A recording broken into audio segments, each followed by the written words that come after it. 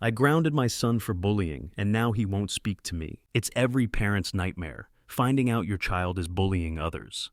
I never thought I'd be the one to have to confront my son about this, but when I discovered he had been tormenting a classmate, I didn't hesitate. I grounded him, thinking it was the right call. What I didn't expect was the silence that followed. Now, weeks later, my son won't even look at me, and I can't help but wonder if I made the right choice. Was grounding him the answer? Or did I just push him away for good? It all started on a Tuesday evening. I was going through some of my son Luke's school emails, just doing what any concerned parent would do. I wasn't snooping. I just wanted to make sure he wasn't falling behind with homework or anything important. That's when I came across a troubling email from his teacher. The email was brief but direct. Luke has been involved in some incidents at school recently. We've had reports of bullying behavior, and I'd like to discuss this with you at your earliest convenience. My stomach sank. I read the email several times, hoping I had missed something or misunderstood it. But no, there it was, clear as day. Bullying. My son. I couldn't believe it. Luke had always been a good kid in my eyes, respectful, kind, but something was off. I had noticed he'd been a little more withdrawn lately, especially when it came to hanging out with his friends or even talking to us. But bullying? That was something I couldn't ignore. I knew I had to address it head on. The next morning, I called the teacher and scheduled a meeting. As soon as I hung up the phone, my mind raced with questions. How could my son be involved in something like this? What had happened? Was this an isolated incident, or was it a pattern? That afternoon, I confronted Luke. He was sitting in his room, playing on his phone as usual. "Luke, we need to talk," I said, my voice serious. He glanced up, clearly not expecting what was coming. "About what?" he asked, still not looking up from his screen. "About the email I got from your teacher," I replied, my heart pounding. "You've been bullying another student." His face immediately flushed, and he dropped his phone onto the bed. "What? I didn't do anything," he stammered, trying to act innocent. But the panic in his voice only made me more certain that something was wrong. "Don't lie to me, Luke. The teacher said there were multiple reports of bullying. I want you to tell me the truth, right now." He stood up, his shoulders slumping in defeat. "Fine," he muttered, his eyes avoiding mine. "It was just some teasing. Nothing serious." Teasing? Bullying isn't just teasing, Luke. It's hurtful. You've hurt someone. And I need you to understand that, I said, trying to keep my voice steady, but firm. His eyes finally met mine, but there was no remorse, just irritation. "I didn't mean to hurt anyone, okay? It was just a joke. I didn't think it was that big of a deal." I was taken aback by his dismissiveness. Was this how he really saw it, as just a joke?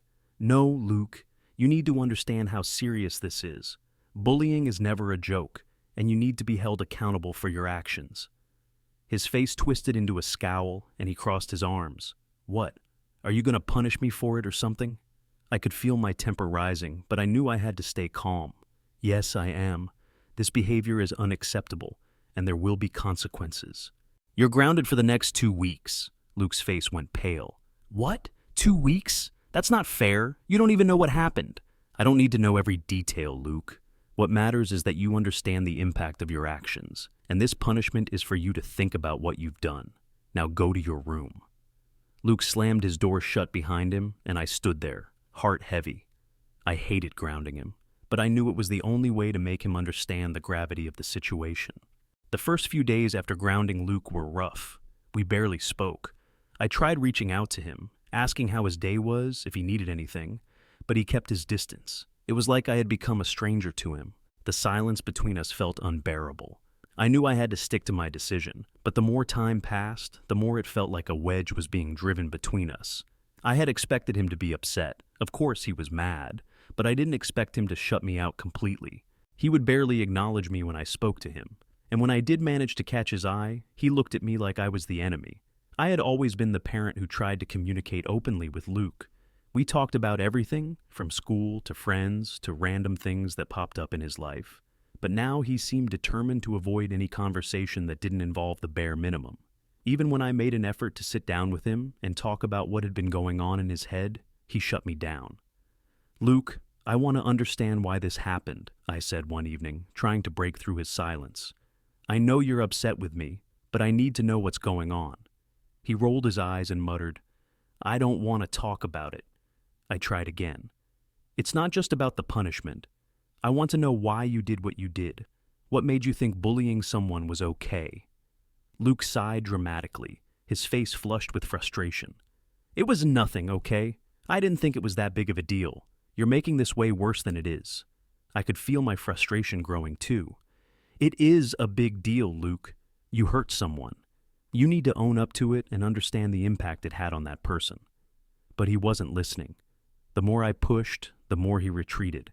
It was like I had lost all ability to reach him. The guilt of the situation weighed on me. Had I gone too far with the punishment? Was grounding him the right move, or was I just pushing him further away?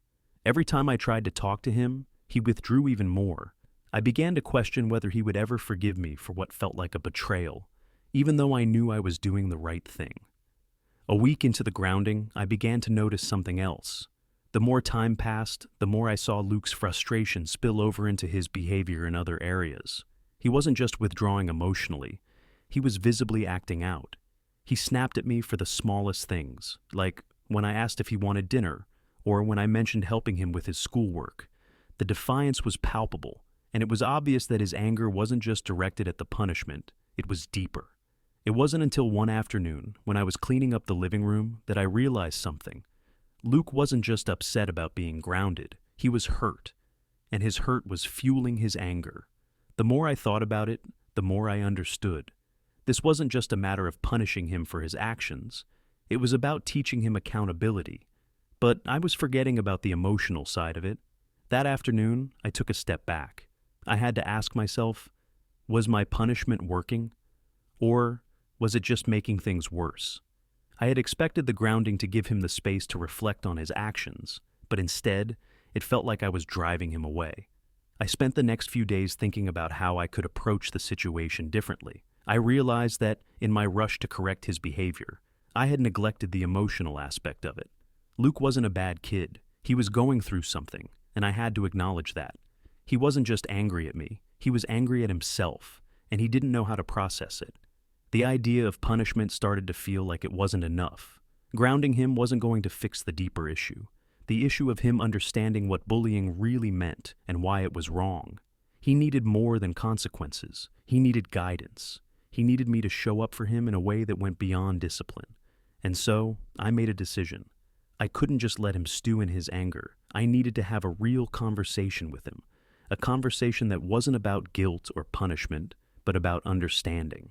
That evening, when Luke came home from school, I asked him to sit down with me. This time, I wasn't going to push him to talk. I was going to listen. Luke, I started, my voice calm and measured. I know you're angry at me, and I want to understand why. I want to help you through this. He looked at me, surprised by my sudden shift in tone. What do you mean? You're still punishing me. I am, I said, nodding. But I also realized that I haven't been the best listener. I've been focused on making sure you understand the consequences, but I haven't asked you how you're feeling. What's going on with you, really? He hesitated, looking down at his hands. For a moment, I thought he wouldn't say anything, but then, quietly, he began to speak. I don't know, he admitted. I don't know why I did it. I was just trying to fit in, you know? Everyone at school was talking about him, and I thought if I said something, if I joined in, they'd like me more. But after I said it, I felt bad, like I hurt someone for no reason. It was the first time he'd really opened up, and hearing it out loud made me realize how deeply conflicted he was. Luke had never been the kind of kid to be cruel without a reason, and I could see now that the bullying wasn't about malice. It was about insecurity. He had been trying to find his place, but instead of looking inward, he had turned to harmful behavior. I'm really sorry, Mom, he said, his voice barely above a whisper. I never meant to hurt anyone. I just didn't know how else to fit in. I felt my heart soften. I had expected anger and defensiveness, but instead, I saw vulnerability. I pulled him into a hug, and for a long moment, neither of us said anything. I know, Luke, I said softly, but you need to understand that words matter. What you say to others can hurt them deeply, and while I'm proud of you for realizing that, you still have to make it right. He nodded, but I could see that it wasn't easy for him. He had a lot to unpack, but at least he was starting to understand. After our heart-to-heart, things shifted. Luke wasn't suddenly perfect, but I saw a change in him. He was more reflective, and for the first time since the incident, I didn't feel like we were on opposite sides of a battlefield. There was still some tension. He was still grounded, and he was still upset, but it wasn't as sharp. We were working through it. I knew the next step was for Luke to make amends with the student he had bullied. It wasn't enough for him to just say he was sorry to me or to our family. He needed to take responsibility for his actions and directly apologize to the person he had hurt. I didn't expect it to be easy, and Luke definitely didn't either. He was nervous, which I understood. Apologizing wasn't something he had ever had to do before, and it was uncomfortable for him. But I also knew it was necessary for him to learn the full extent of what he had done. One afternoon, I drove Luke to the school. He sat quietly in the passenger seat, fidgeting with his phone, clearly lost in his thoughts. I tried to encourage him, but I could tell he wasn't ready to talk about it. "Luke," I said, breaking the silence, "I know this isn't easy, but this is important. Saying sorry isn't just about fixing things for you. It's about acknowledging what you did to him and showing that you understand why it was wrong." "I get it, Mom," he muttered, but his voice was thick with reluctance. "I just don't know how to say it." "Just be honest with him," I said. "Tell him you realize what you did and how it made him feel. It's okay if it's hard. He's probably feeling just as nervous as you are." Luke didn't respond, but I could see his mind working. We arrived at the school, and he sat in the car for a while, looking at the building. "Are you coming in with me?" he asked quietly. "No," I said, giving him a small smile. "You need to do this on your own." With a heavy sigh, he opened the door and stepped out of the car. I watched him walk toward the school doors, feeling a strange mix of pride and worry. This wasn't an easy thing for him to do, but I was proud that he was taking this step. About 30 minutes later, Luke came back to the car. He opened the door and slid into the seat, his expression unreadable. "So?" I asked, trying to gauge his reaction. He sighed and rubbed his face. It was hard, but I think he understood. I just told him that I was sorry, and that I didn't mean to hurt him. He didn't say much, but he didn't look mad. I think he appreciated it. I could see the relief in Luke's face. It wasn't a perfect resolution, but it was progress. And I was proud of him for stepping up and taking responsibility. "You did the right thing," I said, offering him a supportive smile. "I'm really proud of you." Luke didn't say much, but I could tell he felt lighter. The apology wasn't going to erase what had happened, but it was a crucial step in the process of healing. While Luke was slowly beginning to show signs of understanding, the situation with my family was growing more complicated. After Emily and my parents heard about the apology and how I handled the grounding, they didn't exactly share my perspective. One afternoon, my mom called me, and right away, I could tell she was upset. "I just don't get it, sweetheart," she said, her voice laced with concern. "I know you want to teach Luke a lesson, but grounding him for this long, it seems extreme." I took a deep breath before responding. "Mom, I had to do something. He was bullying another kid. He needed to understand the severity of what he did, but you're pushing him away," she argued. "I get that you want him to learn, but isn't this just making him resent you? Shouldn't you be focusing on getting him to open up, not shutting him down?" Her words hit hard. Was I making the right call? Was I actually pushing my son further away? I had grounded him because I thought it was the best way to teach him, but now I was starting to doubt myself. Maybe I had been too harsh. Maybe there was a better way to handle the situation. "I'm doing what I think is best," I said, trying to keep my frustration in check. "I know he's upset with me, but this is about teaching him accountability. I can't just ignore what he did because he's my son. It wouldn't be right. I understand that, but sometimes being too tough can backfire. Just make sure you're not losing him in the process," my mom advised gently. Her words lingered with me as I ended the call. I knew she was coming from a place of love, but it left me feeling uncertain. I didn't want to push Luke away, but at the same time, I couldn't allow his actions to go unchecked. I talked to Jake about it that night. "Do you think I was too hard on him?" I asked, voicing my doubts. "Maybe my mom's right. Maybe I'm pushing him away instead of helping him." Jake was quiet for a moment before speaking. "I think you did what you had to do, but maybe now it's time to ease up. He's learned his lesson, right? Maybe it's time to let him know that you still love him, and that this isn't about punishing him forever." It was a good point. Luke had made progress, and the punishment was starting to feel like a barrier instead of a lesson. Maybe it was time to shift gears and focus on repairing our relationship, instead of holding on to the punishment. The next day, I decided to take a different approach. I had been so focused on grounding Luke and making him understand the gravity of his actions. But now it was time to show him that I wasn't just about punishment. I was about love, support, and healing. After school, I called him downstairs. He came in reluctantly, still avoiding my gaze. But this time, I wasn't going to lecture him. I just wanted to open the door for a conversation, no strings attached. "Luke, I've been thinking," I began, trying to keep my voice calm and reassuring. "I know I've been hard on you. I had to make you understand how serious bullying is, but I think it's time we start moving forward. You've learned your lesson, and I want us to move past this."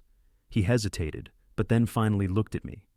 "Does that mean I'm not grounded anymore?" he asked cautiously, his voice still edged with some resentment. "I think it's time for us to end the punishment, but I need to know that you're really understanding what happened. I want you to tell me how you feel about what you did and what you learned from it." Luke looked down at his shoes for a moment, taking his time. Finally, he spoke. "I get it now. I was trying to impress people by picking on someone who was an easy target. But it wasn't fair. I feel stupid for doing it. I hurt someone for no reason, and I hate that I did that." It wasn't a perfect apology, but it was a start. I could see that he was genuinely reflecting on his actions. I walked over and placed a hand on his shoulder. "I'm proud of you for realizing that, Luke. And I want you to know that I'm always here to support you, not just when things are easy, but when you make mistakes too. I'll always have your back, but I need you to promise me you won't do something like this again." He nodded, looking slightly relieved. "I promise, Mom." I could feel the tension easing between us. It wasn't all fixed in a moment, but I could see that the apology had meant something. The healing process had started, and we were finally moving in the right direction. The days following our conversation were filled with small but important changes. Luke seemed lighter, and while there were still moments of tension between us, they were fewer.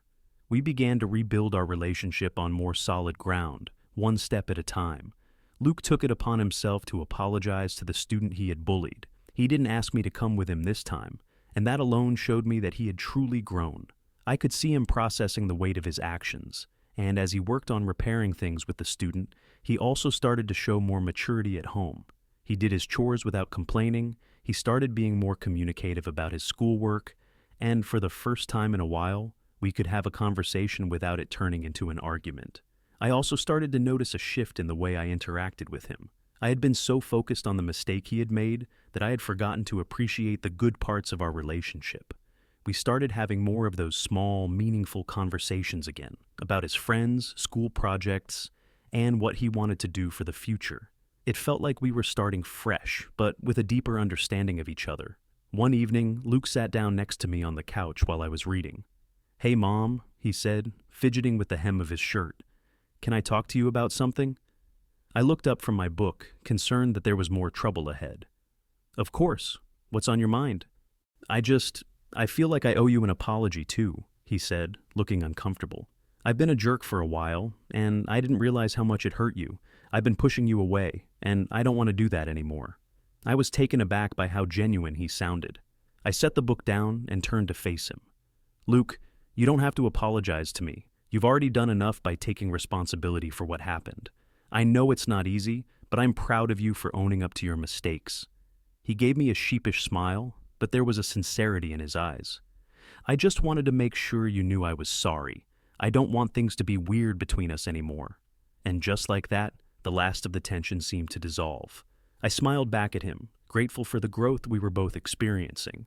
We had come so far in such a short time, and while we both knew there was more work to do, it felt like we were finally on the same team again. The next phase of our journey involved confronting the rest of the family, especially my parents. While I had made strides in mending things with Luke, I still knew that the situation with the family wasn't fully resolved. They had been part of the fallout, especially when my mom had expressed her concerns about my strict punishment. It was time to set the record straight, not just with Luke, but with my parents too. I had to make it clear that this wasn't just about punishing Luke. It was about teaching him responsibility and making sure he understood the consequences of his actions. I needed them to understand why I had acted the way I did. And I also wanted to show them that Luke was genuinely trying to make amends. One weekend, I invited my parents over for dinner. It wasn't meant to be a confrontation, but I knew I had to address things head on if we were ever going to move forward. When they arrived, I could see the familiar concern in my mom's eyes as she sat down at the dinner table. "So, how's Luke?" my dad asked casually, but I could tell there was an underlying tension in his voice. "He's doing well," I replied, trying to keep things light. "We've had some really good conversations, and he's starting to get back on track. I think he's learned a lot from what happened." Mom raised an eyebrow. "That's good to hear.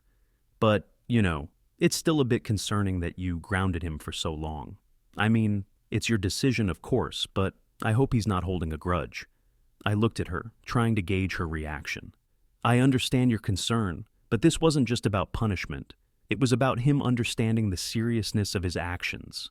I'm not trying to make him resent me, but he needed to know that there are consequences for bullying." "I just hope you two are okay," my mom said, her voice softening. "I know it's been tense, but I don't want to see you guys growing apart." It was clear she was coming from a place of love, but I also realized how much she still didn't understand the full scope of what had happened. This wasn't just about my relationship with Luke. It was about showing him how to be accountable for his actions, and that meant setting boundaries that weren't always comfortable. "Mom, we're okay," I said firmly. "Luke and I are working through this. We had a difficult moment, but we're making progress. The important thing is that he's learned from it and that we're both moving forward with a better understanding of each other." Dad seemed to relax a little, nodding. "That's good to hear. Just make sure you're keeping the lines of communication open. That's the most important thing in a relationship."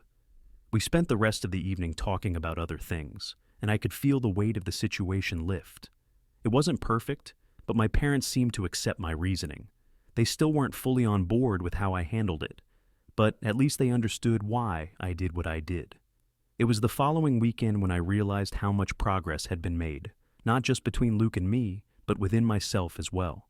Luke had spent the last few weeks not only doing better at home, but really reflecting on his behavior. He was more open, more communicative, and, most importantly, more aware of how his actions affected others. One evening, after dinner, Luke approached me, looking a bit nervous, but with a determined expression on his face.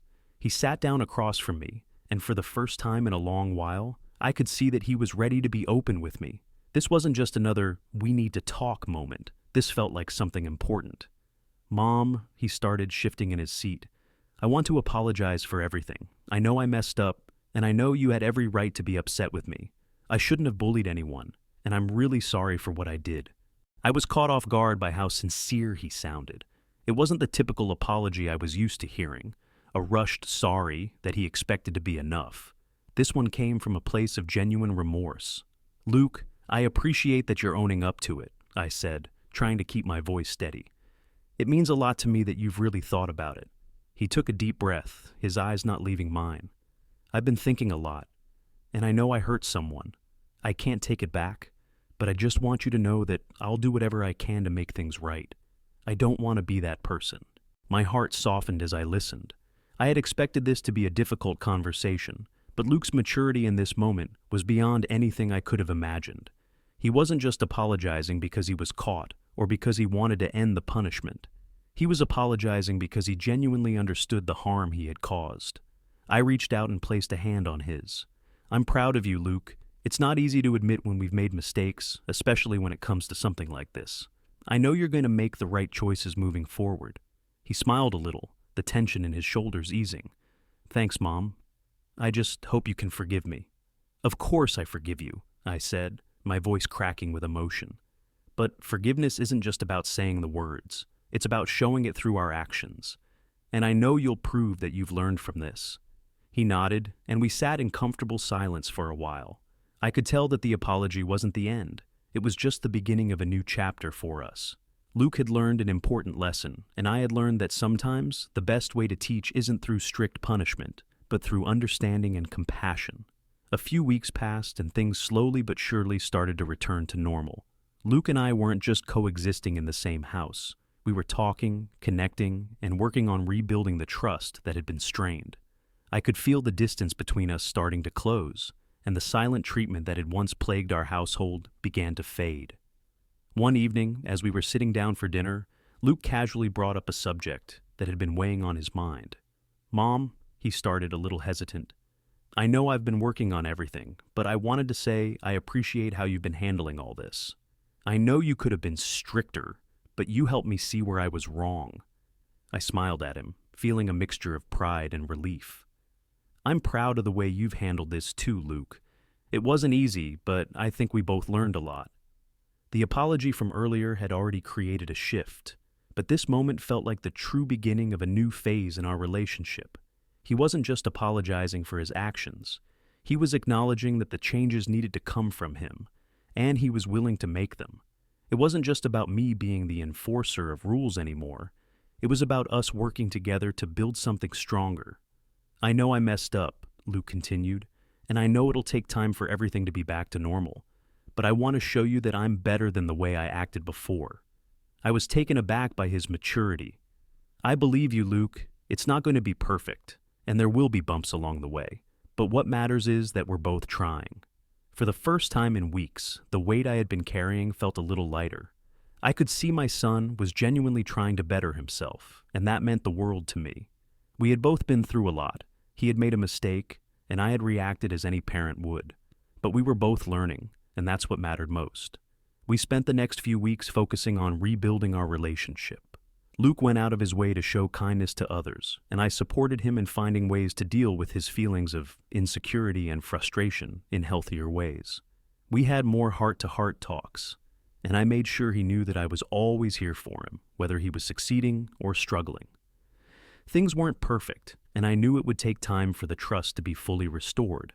But the most important thing was that we had turned a corner. Our relationship wasn't just about disciplining him.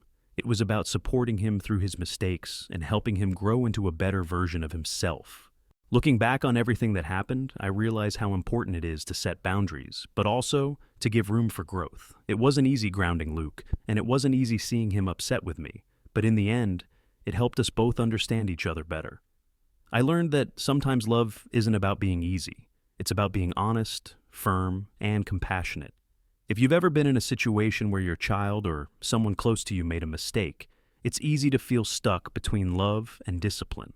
But remember, accountability doesn't mean punishment. It means teaching, guiding, and being there when they need you most. Have you ever had a moment where you had to make a tough decision with someone you love? How did it turn out? Share your thoughts and experiences in the comments below.